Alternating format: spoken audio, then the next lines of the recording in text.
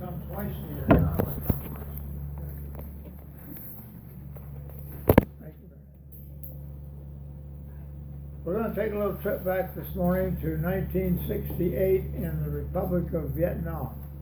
And Mr. Lawless, can we have the first slide, please?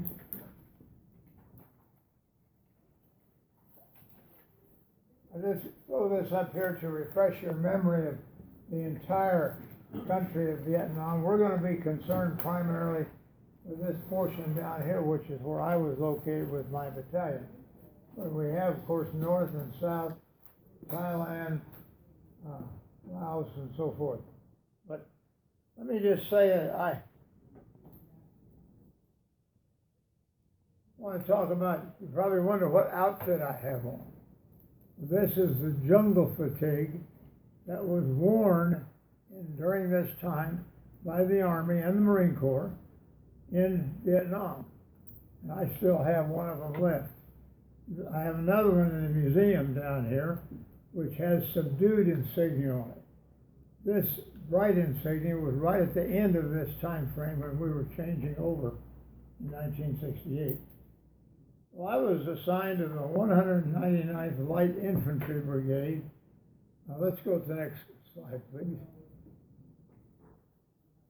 Now, that's the 199th Light Infantry Brigade. I'm going to make a comparison here in a minute, but let me just show you.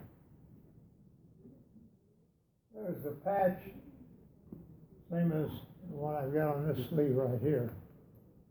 199th. And these are the units that belong to the 199th.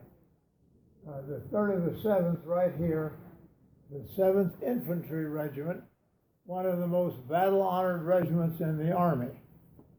Notice right in the middle, what is that? What does that depict? Cotton bale. 7th Infantry are called the Cotton Balers. Their first combat was with Andy Jackson at the Battle of New Orleans, where they fought from behind cotton bales. So in their regimental crest, they carry that forward with the cotton bale right there. Well, we have the other 3rd Infantry,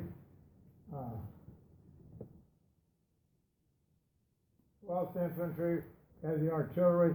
See, we have all the units of this is a separate brigade. It does not belong to a division. It stands alone, commanded by a brigadier general. Of course, we got all kinds of support units. Cavalry, we'll hear more about that later. D Troop of the 17th Cavalry were armed with M113 armored personnel carriers. Anyway, this is the 199th that I joined in the fall of 1967. Let's make a switch. I want to compare the 199th to a current organized, which is a brigade in the 82nd Airborne Division. This is the 1st Brigade Combat Team. As you all, I'm sure, are aware, that's a term we picked up using. It's not the 504th Infantry Regiment, it's the 1st Combat Brigade Team. And again, we have infantry, we have cavalry, we have artillery, we have all these different units, subunits, the subunits of the artillery, the cavalry, sub-troops, sub-companies of the infantry. So I just show this to you to show you that we haven't changed that much in the years since 1967 and 68 when we had a separate brigade. We come back and look at, and this is a similar arrangement that you'll find in the 3rd Infantry, 10th Infantry, 2nd Armor, and various other units today in the active Army. Okay, let's go back. Let's go to the next slide, please, which I think is going to show. Aha, okay. All right. As I mentioned just a moment ago, I joined the 7th Infantry when they were involved in a training exercise with the 5th Ranger Group of the Army of Vietnam. Now, this was a close-in thing. Each company had 2 company commanders, 2 platoon leaders, 2 battalion commanders.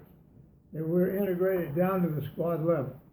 It really increased the field strength of our units by about half again as they moved on up. And we had done this for about 6 months. It ended shortly after I got there. But the idea was to train some of the this Army unit in fire direction, mobility, communications, and all these things had been emphasized with the 5th Ranger Group. Incidentally, the 5th Ranger Group would come back and do a fine job during the Tet Offensive. So I'd like to think that maybe what we did had a positive impact on them.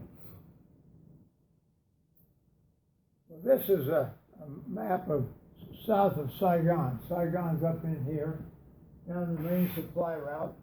Right here is a little town called Bin Chon. That's where the 3rd and the 7th was located at that time. Pretty much wide open country. In the French days, they grew pineapples in this area. And of course, all of our troops called it the pineapple. There were still some wild pineapples out there, but it was a pineapple ranch, much like we see the Dole Company has in Hawaii today. But that's where the company was located. What was it doing there when I arrived? It was patrolling all out in here, mostly out in the pineapple down in here.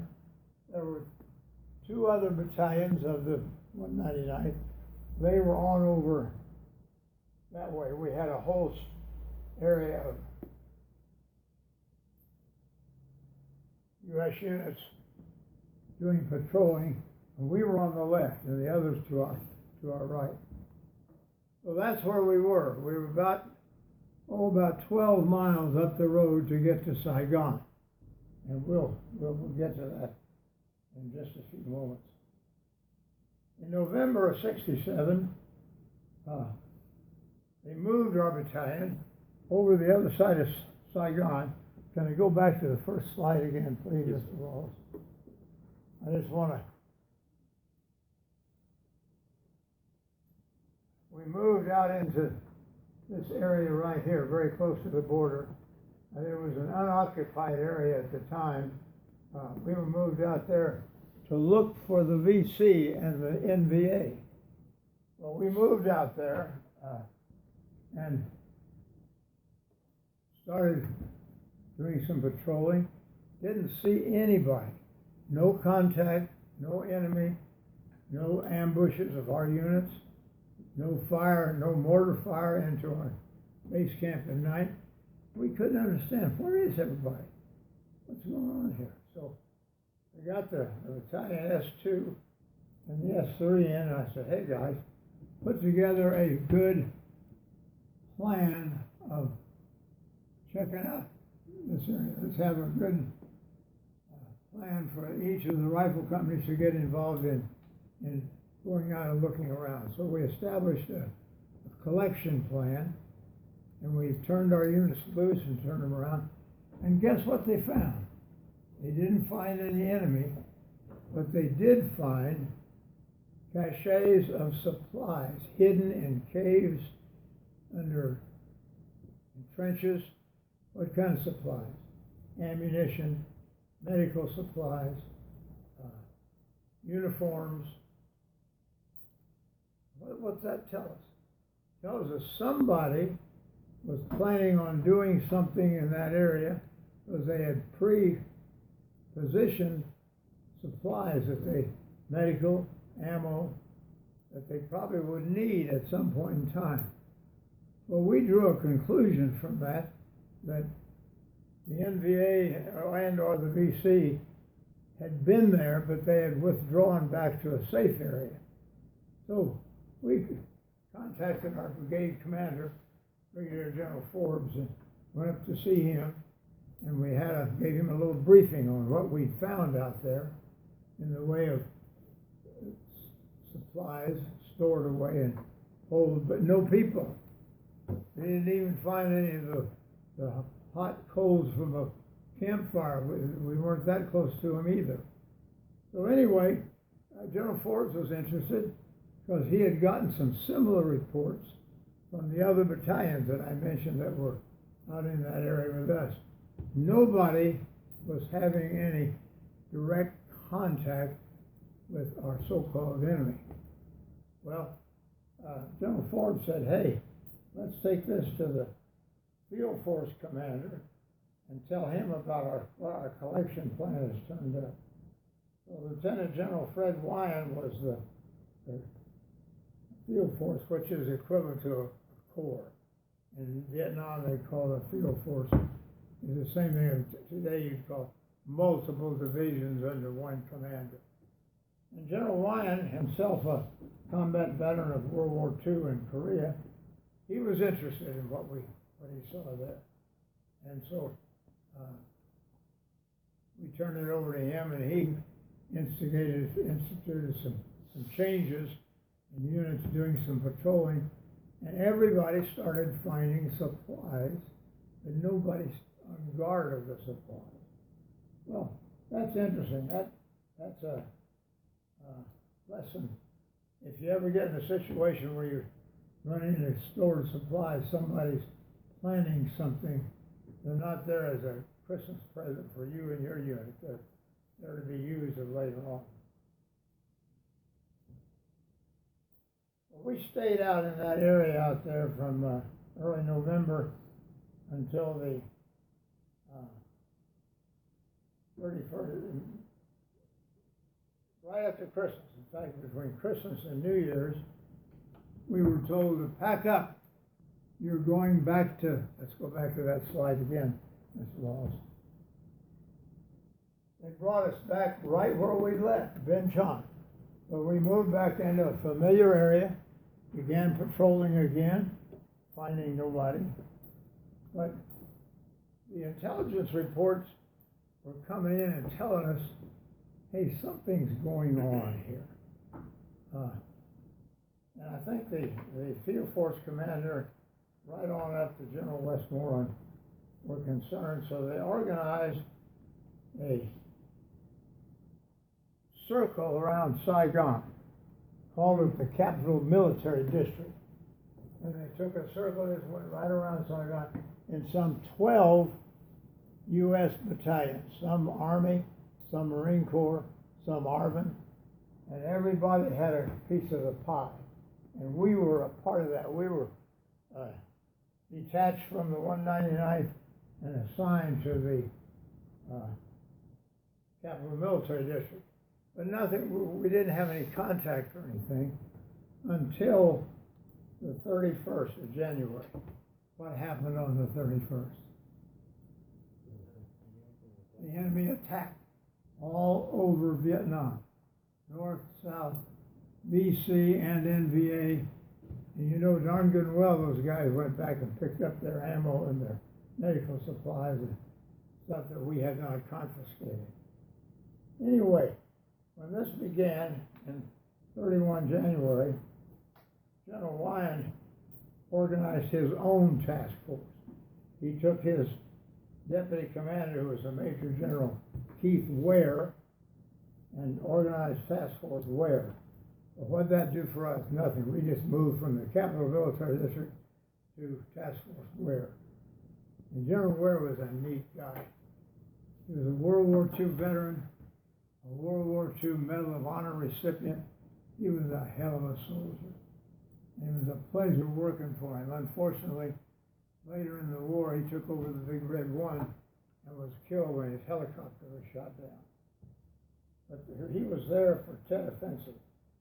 And his ops officer on Task Force Ware was Lieutenant Colonel Bill Schroeder, who had been a battalion commander in the 199th and was a friend of mine from basic course days over at Fort Benning. So it was good having a friend in the high places. I used to bug Bill every day about what's going on. And his constant reply was, be prepared. Well, we were prepared by every day. But we waited around for a while through most of January. And of course, we had been back in Ben Chon. We had a patrolling program going on all but one company were out on patrols at the time that the Tet Offensive occurred. And I had a feeling, I was sitting there looking at the map in the op center with my S3, Jim McGill. I knew something was coming up. I turned to Jim and I said, get all the companies back in here. Move them as fast as you can get them coming back. He said, why? I said, I don't know, I got a gut feeling we need to have everybody at the base camp. So he sent the word out. Some of them came back on foot. Some of them came back by helicopter. Some of them came back on river boats. So they were out in that area of the Pineapple, which is a wet area with water. Anyway, we started back. But on the base camp, I mentioned we had one company there. That was A Company, commanded by Captain Tony Smaldone. And Tony was the war lover.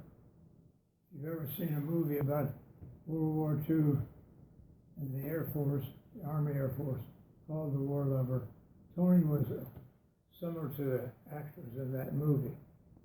He was in his second tour in Vietnam. He'd been there as an advisor with ARVN units.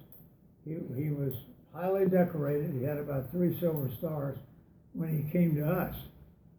And so, you know, he was a good soldier.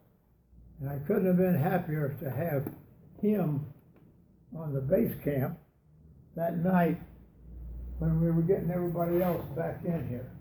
And we called the company commanders in first. Some of their troops were still en route. But I got them together that night in the staff room behind the front of the map and explained to them what I thought might happen. I thought we might get called, but we did. But we hadn't been called yet. And we looked at the map of Saigon, the U.S. embassies in Saigon, Tonson Air Force bases on the northern side, Key Air Base for the U.S. forces. And in fact, it suffered a pretty good attack. The security police squadron guarding the base up there, after the enemy hit them, they thought they were infantry and they had to fight as infantry. The squadron commander, major, was decorated with a silver star. So they protected their air base very well until the 25th Division sent a CAV squadron in to help them. Anyway, we have not been advised. I bothered Bill again. What's going on? Be prepared. Came back over the secure phone. Anyway, I was talking to the company commander and I said, when was the last time you had any training in your companies concerning combat in villages, combat in cities? Nobody. Hadn't done that. I said, okay. You got a couple hours of darkness ahead of you here. I turned to the S3 and I said, get the manuals out. I said, go back and get your leaders together, your squad leaders, platoon leaders, fire team leaders, those that are available. Get them in and talk about combat in cities. Why, sir? I said, I don't know. If we go to Saigon, you're going to need it. If we don't go, you may need it later, but let's do it tonight. So they went back to their company CPs and broke out the field manuals. And they used the back of old sea ration cartons as blackboards with grease pencils. That's how they worked it out. But they did have a training session of an hour or two in every company, which is, as it turned out, early in the morning, the phone rang. It was Bill Schroeder again. He said, John, I've got a mission for you. He said, take your company and go into town and secure the Phu Tho Racetrack. Let's take a look at that next chart there and see if we can't find the racetrack. There's the air base right there. Here's the racetrack right here. See it outlined in red? And of course, here's Saigon, and Ben John's down over here on the left. So we were told to go in and take that area. There was a concern that the VC might take over take control of the racetrack. The interesting thing is it was a racetrack. During the French days, it had a full masonry grandstand, offices, and a cinder track. In the center of it, as you see by that diagram, was a light aviation airfield with cross runways. Of course, we would use that later on as we brought the rest of the battalion in by helicopter. Anyway, I got Tony in, showed him the map, said, go get him. And he took off with one platoon of the cavalry troops, one platoon of M113s. He had those attached. So they went through Saigon, Cholon. Cholon was a suburb of Saigon, occupied by primarily Chinese people, who had immigrated from China. Well, they had some trouble. They had some contacts going through Cholon. They had on the tops of the two of the 113s, they had 105 recoilless rifles. And that's not a tank, but it's got a round about like a tank. And you could fire those things into cinder block buildings and the ground floor and drop the second floor in on top of it. It was very helpful. They used it going through there. We experienced several casualties, but they got through in fairly good time. And we had an observation helicopter above them helping to make sure they didn't miss the road. They came right up here, and there's a gate on this right here where the road crosses, right here. As they came up there, one of the ACAVs, the 113s, leading the formation with the platoon leader, Lieutenant Dick Harper. And Dick Harper had worked with our battalion for a long time. We considered him one of us. Well, he was killed, and his driver. An RPG went right in the hatch and blew the track, and we lost Lieutenant Harper right there. But the rest of the company went through that gate, went in and secured the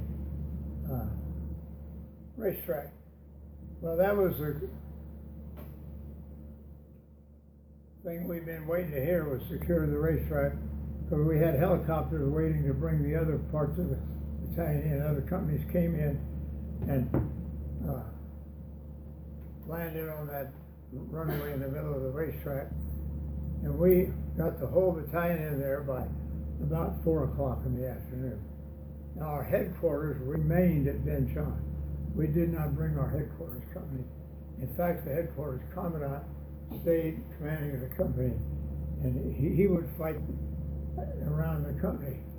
We also kept an artillery battery down there, because incidentally there was no artillery or mortar fire authorized within the city of Saigon. What was the concern that caused that order to come out? Civilian casualties. Right. Civilian casualties. Didn't want to get into that early on. And you couldn't have air power. You couldn't have mortars, organic or attached. You couldn't have artillery. So we kind of tied our hands behind our back a little bit, because artillery was our good friend, and we wanted to have them with us, as Colonel Bauer will tell you, of course, being a proud artilleryman. But anyway, we went in without them. And it was interesting, about 2 blocks away was the edge of our AO, and on the other side of that, the ARVN infantry unit was over there. Now, we looked up, and there were ARVN Sky Raider tactical aircraft bombing 2 blocks away from where we were. Anyway, it was their people. If they want to kill their own people, that's okay. Anyway, we had the racetrack, we had the battalion in there. Interestingly enough, that afternoon, the battalion sergeant major and I were standing up in the bleacher in the grandstand area looking around. Of course, the companies were moving, establishing their perimeter, establishing their base camp. And we looked down to the right, and there were stables down there. I said racetrack, there were still ponies there. the ponies used in Vietnam are not racehorses like we understand racehorses. They're a small horse. But we had troops down there riding them. They had taken their LBE off. They put their guns, their helmets in a pile, and they were playing cowboy riding up and down the. And I thought, God, this is gonna look good. If the VC get in there and kill about 4 of them, you got to write a letter to their mom and dad telling them they were busy riding horses when they got shot. You see, I thought they were in an infantry unit, not a cavalry unit. Anyway, Sergeant Major looked at me and shook his head. He said, I'm on my way. And he went down. He took care of the riding program and got the troops back in their gear and ready to go. Well, late that night, I was inside. It was a great place to have headquarters. I said there were offices, and the manager of the racetrack's office became mine. We had a television set in there. We could watch Armed Forces TV, see ourselves on TV. About 9 o'clock in the evening, knock on the door, and in comes 2 young captains from the 9th Infantry Division. And the 9th was right below Ben Chong, and out that whole area. They had detached 2 mech rifle companies and sent them up, attached to us. I guess General Ware had done that. Well, anyway, I didn't know what I was going to do with 2 rifle companies and tracks. The tracks were coming into the racetrack as we spoke. Anyway, I thanked them for being there. I told them, go get your troops bedded down and come back and see me first thing in the morning. Well, during the night, let's see. Let's get that there. Okay, now this is all right here. Let's see, where's it? Oh, right. Well, I sent them down here. I dispatched the 2 mech companies. I told them to sweep out and get in this open area where their mobility would be usable. Well, about 3 blocks away from the racetrack, there's an enemy cemetery just off to the left. As they come up parallel to the cemetery, one of the VC NVA bad guys gets up with an RPG and hits the first track, knocks the track off and disables it. So it's sitting right there, and all the rest of them are head to toe, right like that. Well, they suffer another lost track, several killed, wounded. Of course, each of the tracks has a 50 caliber machine gun on it. So they turned the 50s to the graveyard and raised hell with the RPG guys. And we took one of our walking straight leg companies and sent them around this way, and they came up behind the NVA, and pretty soon that was neutralized. Anyway, we had to get those tracks back. We recovered the 2 damaged ones, got them back, and that was the end of the mechanized war for a day or 2, although we would use them later. So we're still back in Benchon waiting activities, and I get another call from Bill Schroeder. And out west of the city, and I don't have a good chart for this, but suffice it to say out about in here, where it really opens up. Out in that area is where the antenna that MACV, State Department, all of them used to talk to Washington, D.C. There was concern that the antenna wasn't adequately guarded. The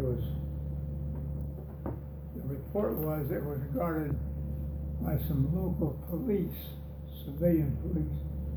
And we thought, well, we need to get out there and take a look at that. The report also said there was a large NVA unit out in there commanded by an NVA 2-star. So we organized just before we left. I keep getting visitors in my office. The door knocked on. A warrant officer came in, chief warrant officer. And I said, Chief, what can I do for you? He said, it's what I can do for you, Colonel. He said, I've got 4 Duster anti-aircraft vehicles. We're from the New Mexico National Guard, here to help you. And I said, hey, that's great. Now, do y'all have any idea what a Duster is? 40 millimeter twin guns mounted on a tank chassis. So it had the mobility of a light tank. And the guns are the similar ones to the Navy used in World War II on their destroyers, cruisers, and aircraft carriers to fight off enemy kamikaze airplanes. But they shoot a bullet about that big, and you put them in a ground mode, they can walk through a Nippopalm shrubbery in a heartbeat. Anyway, I thanked him and I said, please put 2 of them with A Company and 2 of them with C Company. B Company was going to be in the reserve. The traditional 2 up, 1 back formation. As we moved out, going into this area for trying to get a hold of the antenna. As we moved out, oh yeah, I had another vision when I got down to where the troops were leaving. I saw a fellow over there in civilian clothes with a white short sleeve shirt, sun helmet, cameras over both shoulders, and I asked him to come over. I said, he had a Air Force PIO officer with him from MACV, and the major said, sir, this is Mr. So-and-so from the New York Times, and he has been cleared to go with your unit on this operation. I thought, oh Lord, I hate to get a New York Times guy killed on my watch. But anyway, I told him, I said, you know, my most embarrassing moment is, I can't remember his name. Anyway, I said, you know that I cannot put soldiers on to guard you. You're on your own. I understand that. Okay, thank the major, he left. And I sent the reporter over to A Company. And off we went. Had through the morning, early in the afternoon, both companies had been in contact. C Company got bogged down. I committed B Company through C Company, and we went on over. Before the day was over, we ended up taking the control of the antenna farm and the so-called headquarters, which had been evacuated by the time we got there. Well, later that afternoon, I had got in my helicopter, dismounted, and went on foot up to talk to the company commanders. And as I got off my helicopter, walking over, I looked around, and there's a medevac helicopter parked over there also. And they're loading wounded soldiers on the medevac. And guess who's helping the wounded? The New York Times reporter has got one end of a stretcher coming up to the side of the helicopter. So I wandered over to talk to him. He's got blood all over his white shirt. His cameras, I said, where are your cameras? He said, over there. He laid them over by a tree. I said, what are you doing here? And he said, well, they needed help. And I said, well, thank you very much. I said, but certainly this is not your job. I said, I don't want you to be the one they're loading in there. Anyway, he went his way. Interestingly, about 2 or 3 weeks later, we had some troops in the battalion from New York. And their families had sent them an article about the 3rd and the 7th Infantry, written by the same guy whose name I can't call. But he wrote a beautiful article. He had done his job. He had hometowns of these soldiers. He mentioned that in his article. It was a wonderful article complimenting us for what we were doing. And I thought, what a great guy that is. And so he was. Well, we cleaned up out there and we went back to the racetrack. Things were beginning to quiet down around all over Vietnam, definitely around Saigon.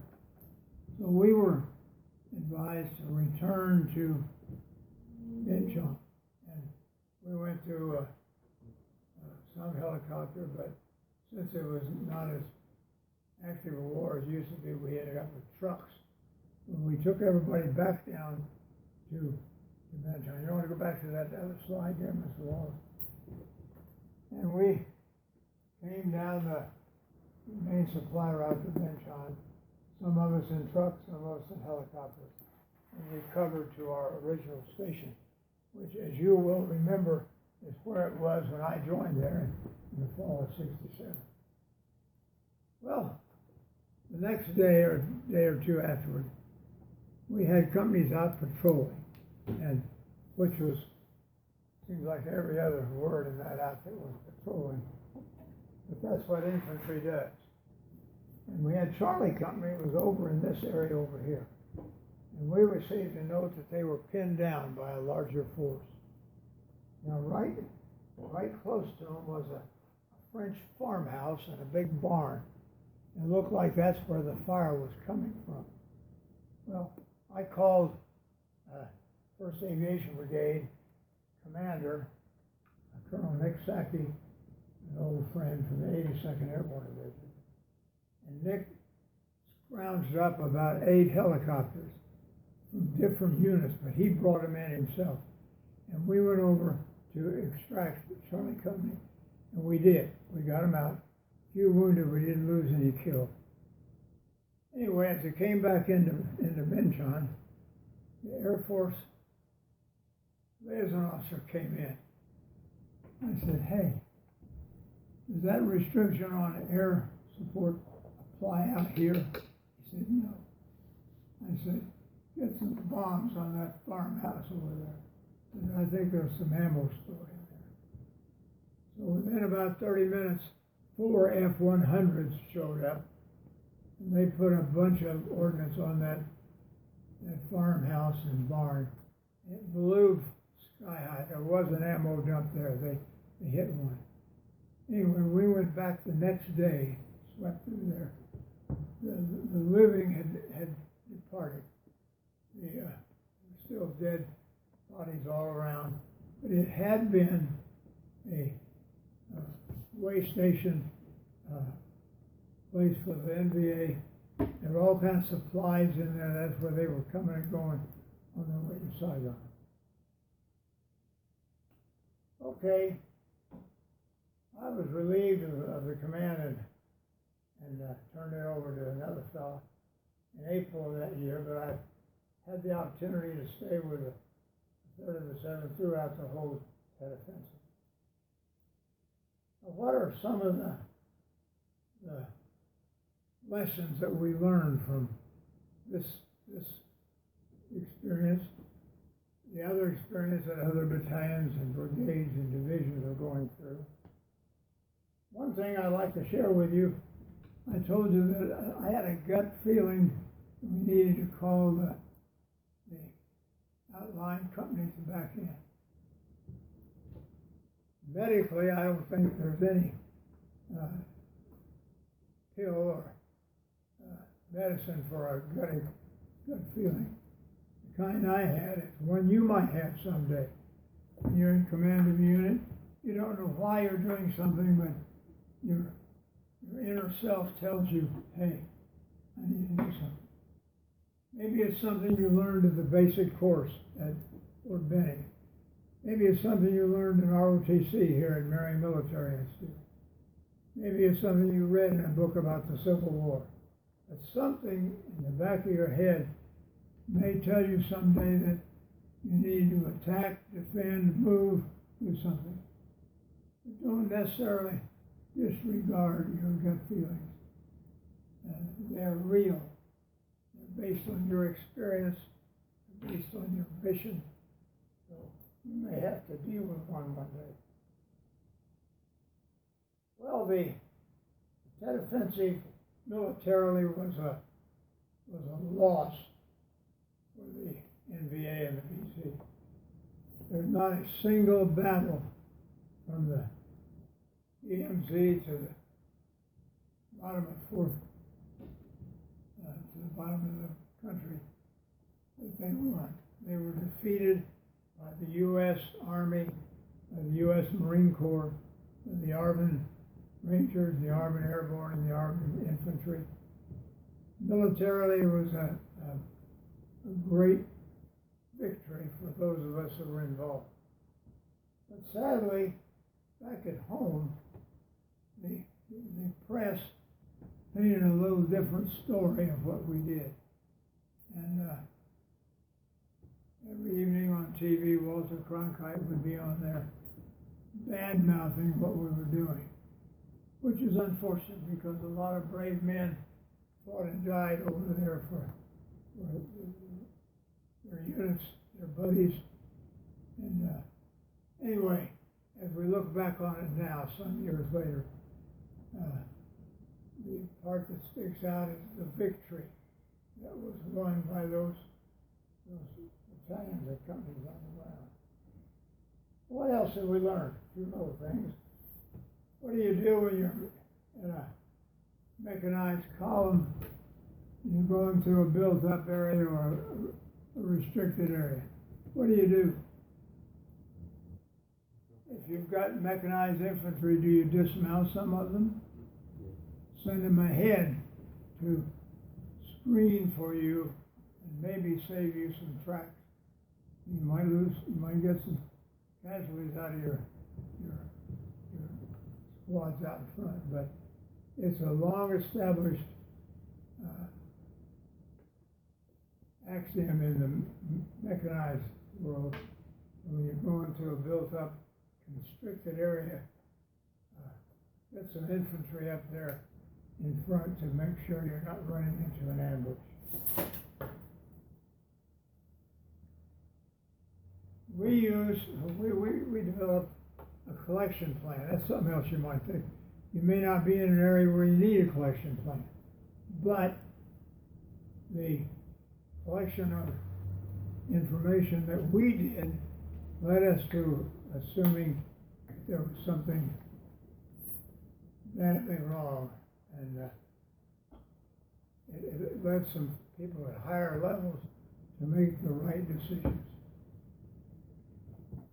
That's about all I've got to offer. Do any of you have any questions of me?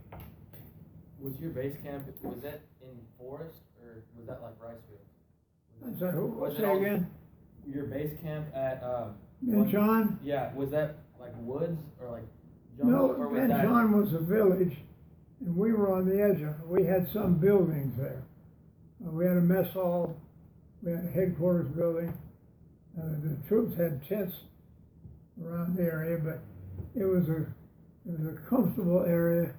The Mama Sans did laundry. There was a little PX there. It was not a bad place to be. It was attacked during the offensive when we were all at the racetrack. I mentioned the headquarters company and the field artillery battery defended it very well. They were firing point blank. What rounds do you fire point blank at infantry, Colonel Bauer? What rounds do you use to fire point blank at attacking infantry from a 105 howitzer? Well, they use that flechette, which was very useful. It was like an old-fashioned shrapnel, or if you think about grape shot, Civil War and earlier, little teeny arrows about yay big that come out like a shotgun. So, very useful against infantry. They had a chance to use some of that around the base camp while we were at the racetrack.